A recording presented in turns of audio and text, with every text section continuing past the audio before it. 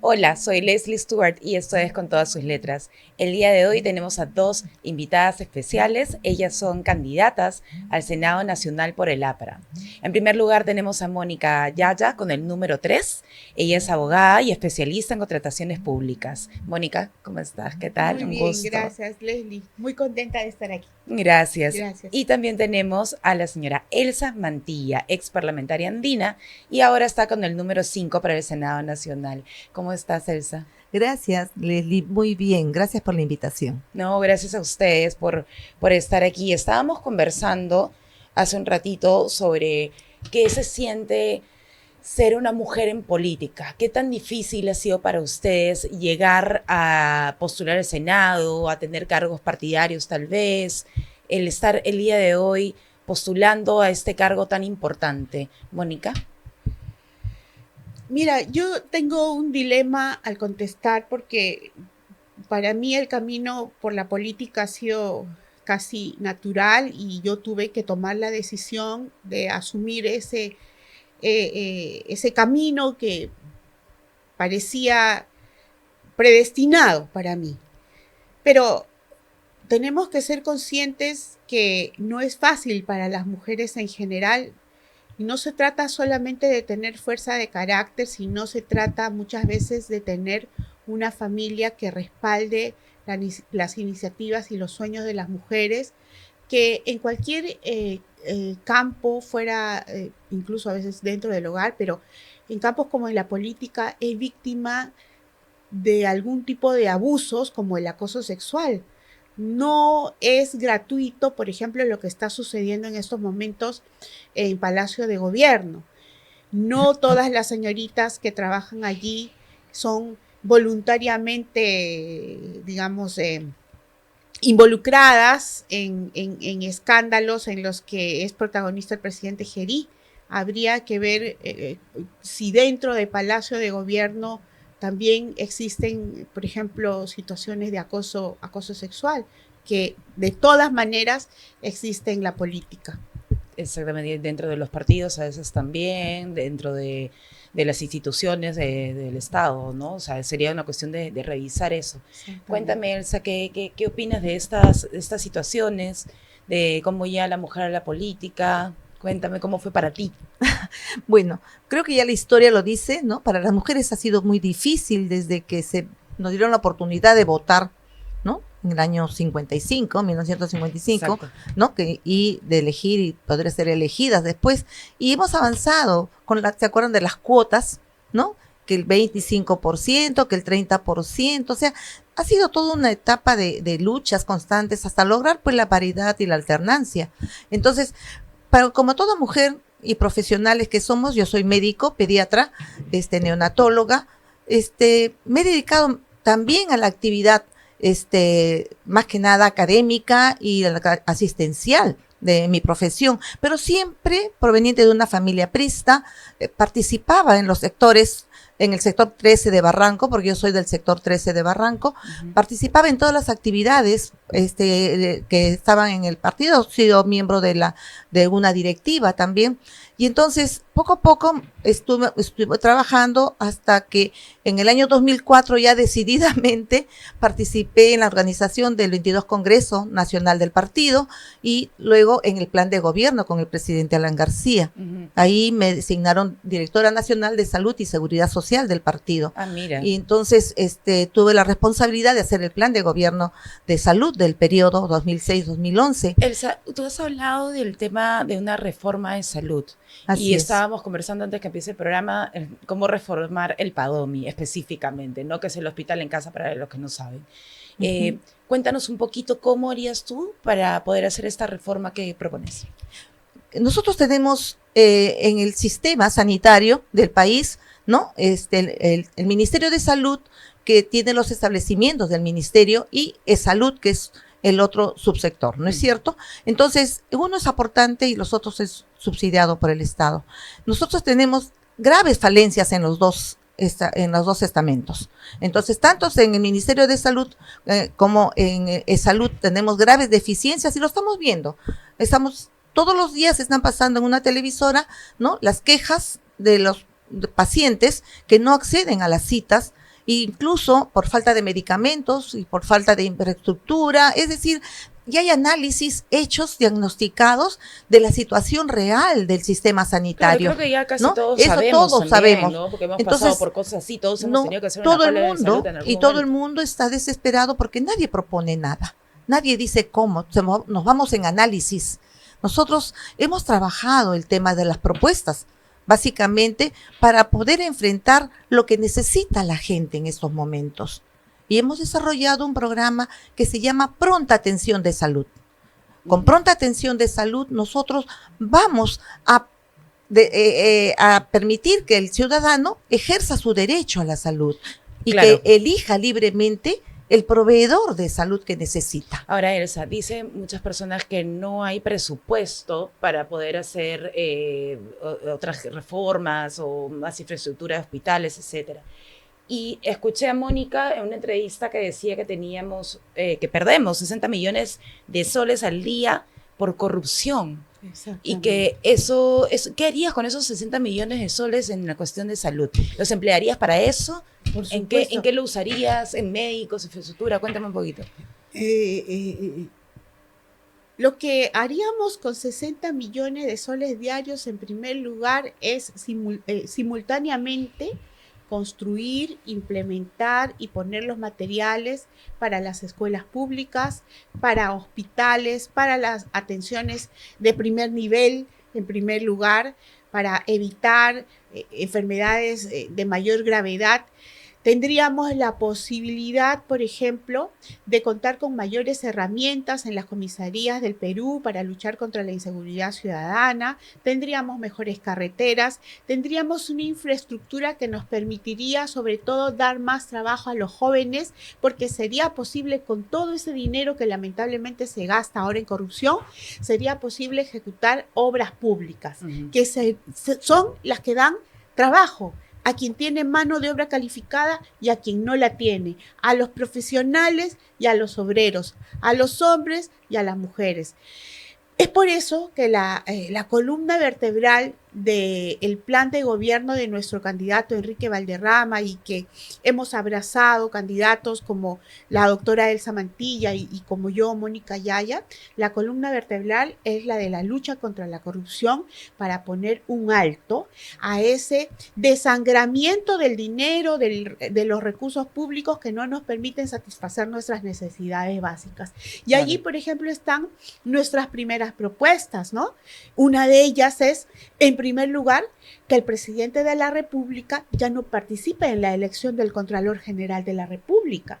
Actualmente tenemos Contralores Generales de la República que están dormidos, que están callados, que no ejercen sus funciones para las cuales se les paga tan altas remuneraciones, porque quien los propone es el presidente de la República. El hecho que tengamos presidentes de la República presos por actos de corrupción en estos momentos tiene en gran medida explicación en la falta de acción del Contralor General de la República, y esa es una modificación constitucional que nosotros queremos proponer. Pero además, también lo ha dicho nuestro candidato Enrique Valderrama. Lo tuve acá, Enrique, en una entrevista. Exactamente. La evaluación y la eliminación de normas pro crimen que sí existen, lamentablemente, que han sido aprobadas por el actual Congreso de la República, como aquella que excluye de la calificación de organizaciones criminales a quienes cometen actos de corrupción, porque tengamos en cuenta, lo sabemos, que para cometer actos de corrupción se precisa no solamente a quien paga un soborno y a quien recibe ese soborno, sino muchas veces el congresista que se hace de la vista gorda y que no fiscaliza por ejemplo, el presidente de la República, algunos integrantes del Ministerio Público, la Policía Nacional también ingresa en estas organizaciones criminales. Y es una pena que es necesario retornar los actos de corrupción a la calificación de organizaciones criminales. Y es una pena que se pierda tanto dinero en corrupción. Realmente es increíble, ¿no? Cuando con ese dinero se puede capacitar a los chicos, se puede mandarlos a estudiar en el extranjero, medicina, y después traerlos y que hayan más médicos, que es algo que justamente creo que dijeron las dos en algún momento, ¿no? Elsa, ¿cómo harías tú para animar a los chicos a que estudien medicina? Tú eres pediatra. En realidad, nosotros sabemos que la formación profesional involucra un sentimiento muy fuerte de servicio, porque yo siempre les he dicho, soy docente, he sido docente de médicos de la San Martín 40 años. Ahora estoy enseñando en la Facultad de Obstetricia, en la científica, y yo siempre les digo de que nosotros, los que hacemos este servicio, nunca esperemos que nos paguen bien, porque son honorarios. Siempre vamos a recibir honorarios, porque la formación de nosotros implica no solamente gasto inmenso a nuestros padres o al Estado, ¿no? En una formación de un médico llega hasta 350,000 soles, ¿no? Claro, Pero eso es lo que yo digo. para La carrera que- es cara. pero claro, en la verdad carrera es cara. Tú no ves que se devuelva eso hasta que tienes 50, 55 años y recién comienzas a ganar algo, ¿no? Lo que pasa, Leslie, es que no hay una política adecuada para que no emigren nuestros médicos. Se van. Nosotros tenemos, anualmente salen 3,000 médicos, porque en total serumistas son pues como 30,000, ¿no? En todas las profesiones. Pero esos 3,000 médicos no todos ingresan a la especialidad cuando regresan de su serum. ¿Y a dónde se van? Claro, se anda afuera. Se van O muchos fuera chicos del que quieren país, ¿no? estudiar medicina se van a estudiar afuera Claro, y ya se porque quedan. no encuentran. Mira, Porque Leslie, los sueldos son bajos también, ¿no? Para los... tanto sacrificio para nosotros, porque decimos nosotros nos atienden mal, ¿no? Porque no hay equipos. La mitad de los distritos del país no tienen capacidad diagnóstica, dicen los Los técnicos. policlínicos. No tienen Claro. los de primer nivel, la mitad de los distritos, son 1-4 hasta de establecimientos maternos infantiles. No tienen capacidad diagnóstica. ¿Qué significa eso? Significa que no te pueden dar un diagnóstico, porque no tienen laboratorio, porque no tienen rayos X, porque no tienen ecografías, ni electrocardiogramas, ni siquiera un glucómetro para poder diagnosticarte si estás con diabetes o no estás con diabetes. Claro. Entonces, eso da insatisfacción profesional. Los médicos no nos sentimos bien tratando así a nuestros pacientes porque no podemos darle o concluir con nuestro diagnóstico porque hay una insatisfacción laboral al no poder dar al final el tratamiento al paciente. Claro, Mónica, y dime una cosa, ¿tú has visitado los hospitales últimamente? ¿Has tenido algún caso así que nos puedas contar de alguien cercano que le haya faltado medicina, que le haya faltado una cama tal vez? Bueno, mira, hasta hace unos años, hasta antes de la pandemia, por ejemplo, visitaba por cuestiones familiares hospitales como el Loaiza, en donde la atención efectivamente tenía ciertas deficiencias en logística y quizás en algunos procedimientos burocráticos, pero se encontraba allí todavía, creo que una de las mejores atenciones a nivel nacional. La calidad de los médicos, por ejemplo, del Hospital Loaiza. Antes de pandemia. Antes de pandemia. Antes de pandemia. Pero después de la pandemia, la situación del Hospital Loaiza fue, o mejor dicho, y sobre todo durante la pandemia, pues el Hospital Loaiza no pudo abastecerse ni siquiera para las enfermedades menos graves. Ya durante la pandemia, imagínate, fue cuando tuvimos que recurrir al aseguramiento en algunas instituciones privadas que realmente son un negocio inhumano. No, aparte que son carísimas, No, son impagables. impagables. Se han Es una convertido cosa... realmente en un negocio y en donde se ha olvidado lo que nos hace recordar en estos momentos la compañera Elsa Mantilla, el sentido humano, el honor de ponerse al servicio de otros seres humanos. Se ha olvidado, lamentablemente, en las clínicas. Y por una situación muy grave de salud de un familiar muy cercano, por ejemplo, hace un mes hemos estado solicitando una cama en la unidad de cuidados intensivos de la Almenara, en donde gracias a Dios permanecen todavía allí grandes médicos, eminencias médicas, pero que no tienen el material para atender. No hay.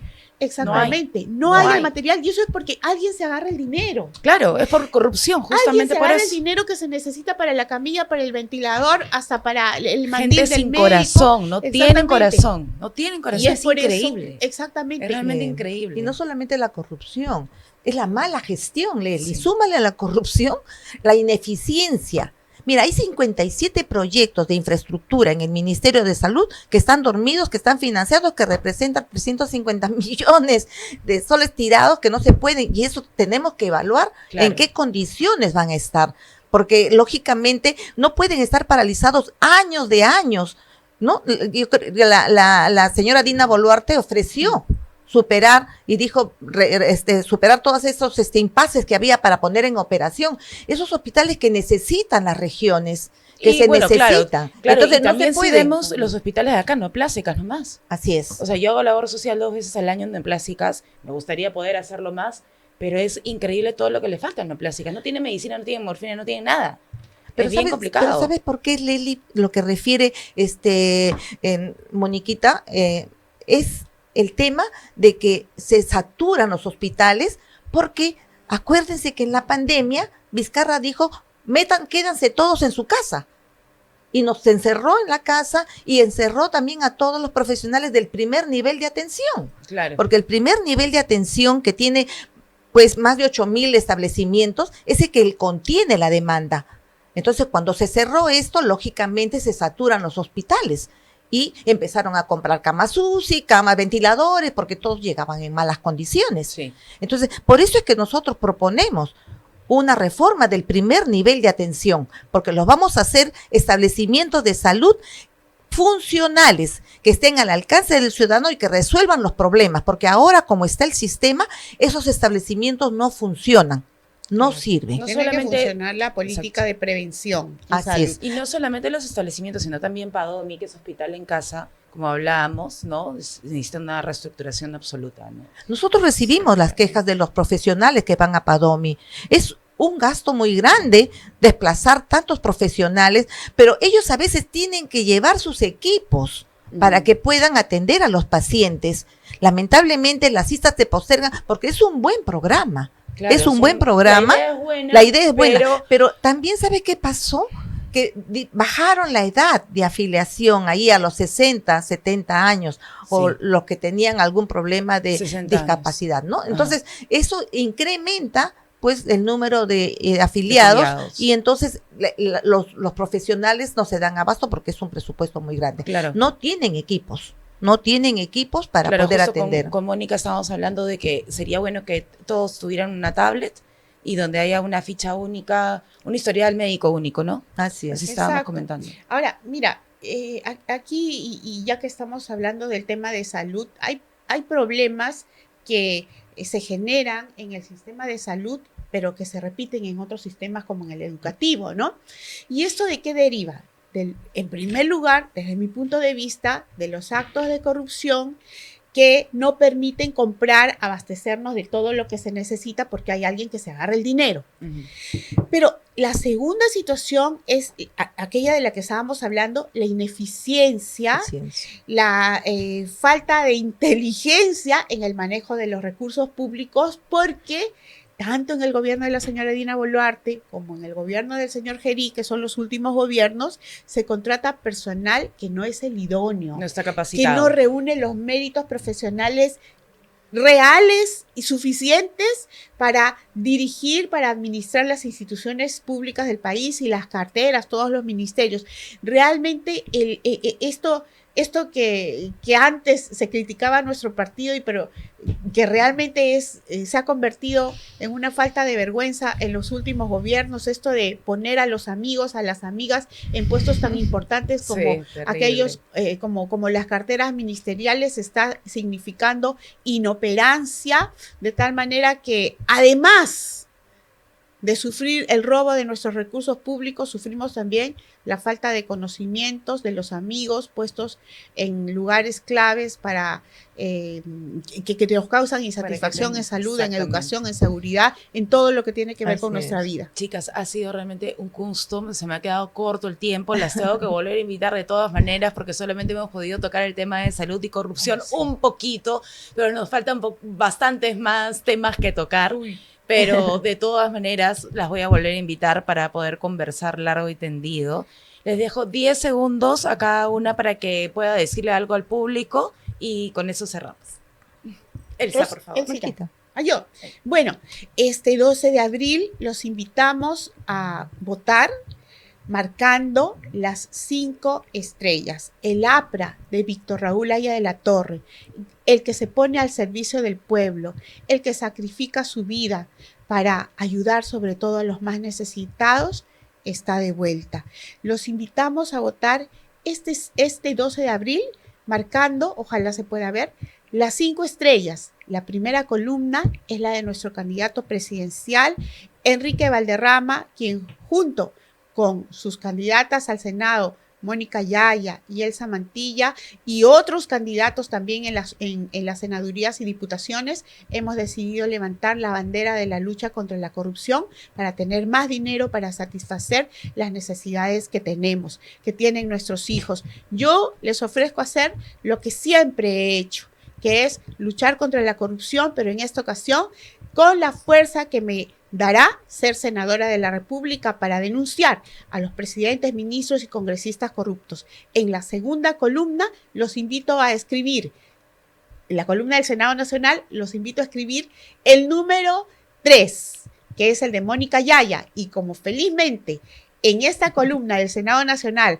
hay 2 casilleros, pueden escribir el número 3 y el número... Esta cámara. 5. 5. Gracias. Decirles a todos ustedes que no pierdan la fe ni la esperanza, que el APRA va a volver. El APRA va a volver con programas serios, sostenibles y para enfrentar la corrupción, como lo dice la compañera Mónica Yaya, y también va a atender la necesidad urgente de salud con Elsa Mantilla, que presenta pronta atención de salud, no más colas, más consultorios en el barrio, mejor atención con equipos que se les va a proveer para que controlen su glucosa en el caso de pacientes diabéticos y tensiómetros en caso de pacientes que tengan hipertensión. Las medicinas van a ser seguras y van a estar al alcance de los ciudadanos. Con el candidato Enrique Valderrama y las propuestas que tenemos en salud, y también para enfrentar la corrupción, porque ese dinero va a servir para poder aplicar las políticas sanitarias, tanto en educación como en salud. Esperamos que este 12 de abril marquen las 5 estrellas y para el Senado Nacional, así como tenemos en esta cartilla, tenemos Mónica Yaya con el número 3 y Elsa Mantilla con el número 5. Muchas gracias. Muchísimas gracias, chicas, por haber venido. En verdad ha sido un gusto tenerlas. Bueno, muchísimas gracias a los que nos han visto hoy día y nos vemos en un próximo capítulo de Con Todas Sus Letras. Muchas gracias. Gracias. Siempre va a Ha sido bien divertido.